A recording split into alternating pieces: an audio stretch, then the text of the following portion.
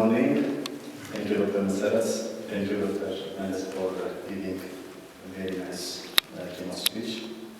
Excellency Dr. Mendes Makonnen, State Minister for Ministry of Agriculture, Dr. Mandefron Nuguse, CEO for AGI, Dr. Mr. Zalalan, Director for NCH and Nutrition Directorate in Ministry of Health, representatives of the Government Sector Ministries, head of the Alliance 2015 member organizations, representatives of our donors, UN agencies, civil society organizations, academic institutions, distinguished guests, ladies and gentlemen.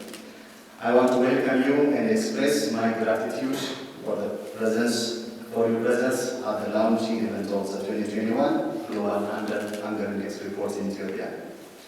The government of Ethiopia is implementing various policies and strategies to attain food and nutrition security to over 115 million citizens in the nation.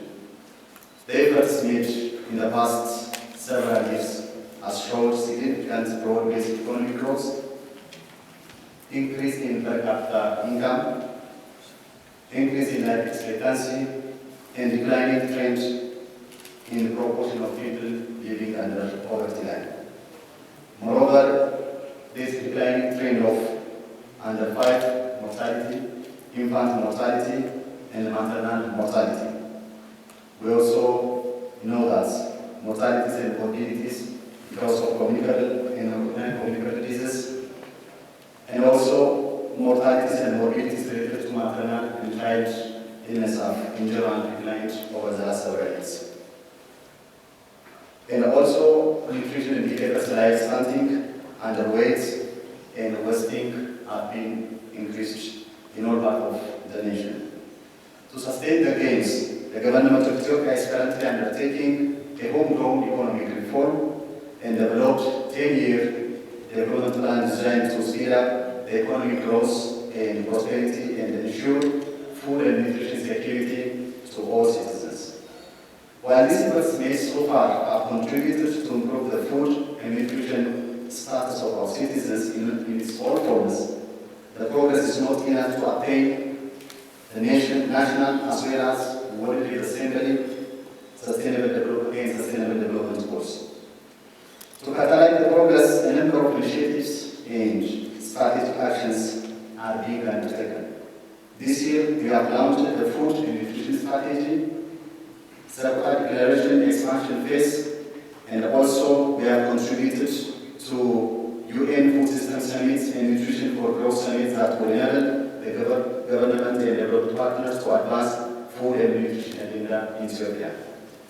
We also recently launched the Food-Based Dietary Guideline, which is one of the game-changing solutions that contributes to Ethiopian food system transformation. Excellencies, ladies and gentlemen, we recognize that food and nutrition security is a right of our citizens, and we are working with our partners to ensure that our citizens' rights are met in emergency and non-emergency times. The government also realizes that our population is facing challenges of food and nutrition insecurity, and the humanitarian need is even increasing for a number of reasons that Dr. Mendes already mentioned.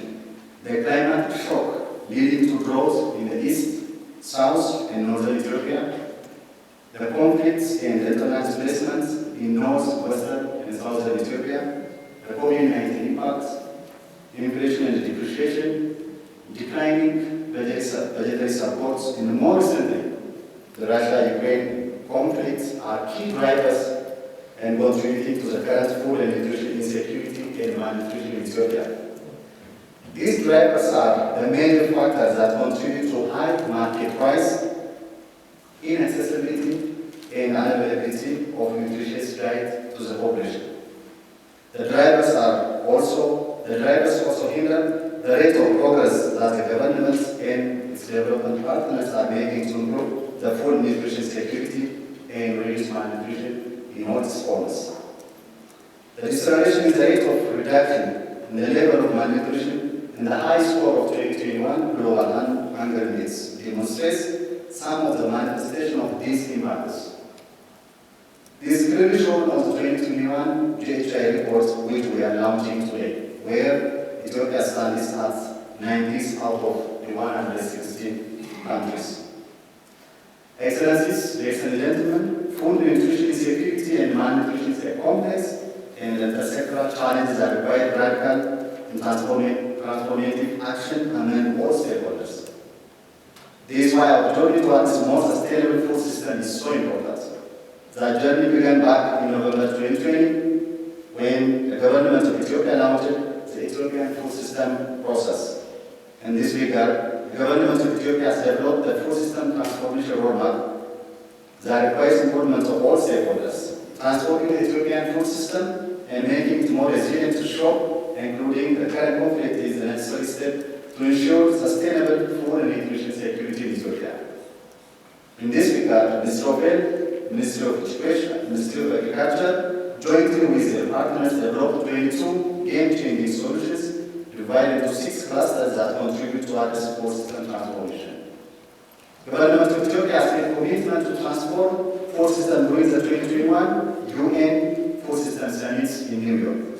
Further commitments were made in 2021 Tokyo Nutrition for Growth Summit side event, organized to mobilize governments and development partners' commitment for Secota Declaration. During this event, the governments aimed several partners pledged to finance the game-changing solutions for the Ethiopian food system to ending chronic food nutrition insecurity and all forms of malnutrition in the nation. Excellencies, ladies and gentlemen, though all the clusters contribute to this resilient food system, as Dr. Mansouri said, the 6th cluster especially focuses on managing and mainstreaming risks and protecting the poor at risk of food nutrition insecurity as a result of any of the drivers, including conflict. In addition, the Ethiopian food system transformation pathway also recognizes food system transformation is intrinsically about people, about the planet, prosperity, peace, and partnership. Integrating a peace-building lens into the creation of resilient food systems, as well as the food nutrition security lens into peace building, can help advance more sustainable and equitable food nutrition security and durable peace in Ethiopia and beyond. The theme of today's launching event, as mentioned by Dr. Messeret, promotes working together to improve the Ethiopian food system. At this stage, we would like to acknowledge that the Ethiopian food system dialogue process has brought together over 120 stakeholders and leveraged the experience of government departments, private sector, corporations, universities, and research institutes, civil society organizations, and multilateral bilateral institutions to design and launch the Ethiopian food system roadmap. We also would like to acknowledge the significant engagement of Alliance 2050 members in this process and the evidence-based proposal in relation to game-changing areas which are indeed reflected in the Ethiopian food system transformation roadmap. In this regard, I would like to call upon all stakeholders to sustain efforts together to address the challenges of food system transformation in regions affected by conflicts. Excellencies, ladies and gentlemen, as I conclude my speech, I wanted to bring the evidence from this report to our serious attention and action. Based on this report, Ethiopia ranks 90th out of the 116 countries measured by the 4 underlying GHI indicators, namely undernourishment, child wasting, stunting, and child mortality. This is an alarming figure that requires all stakeholders' interventions. In this regard, the launching of the 2021 GHI reports and the Ethiopia brief will be an opportunity to bring all stakeholders together, reflect on the current situation, and come up with practical recommendations. This will inform the government and development partners to strengthen the partnership in improving the food system broadly and more specifically in conflict settings and develop a resilient food system and sustainable peace in Ethiopia. Thank you very much for your attention, and the launching event is officially opened. I wish to celebrate a fruitful discussion. Thank you very much. Thank you very much, Excellency Dr. Dereje Duguma, the State Minister for the Federal Minister of Health.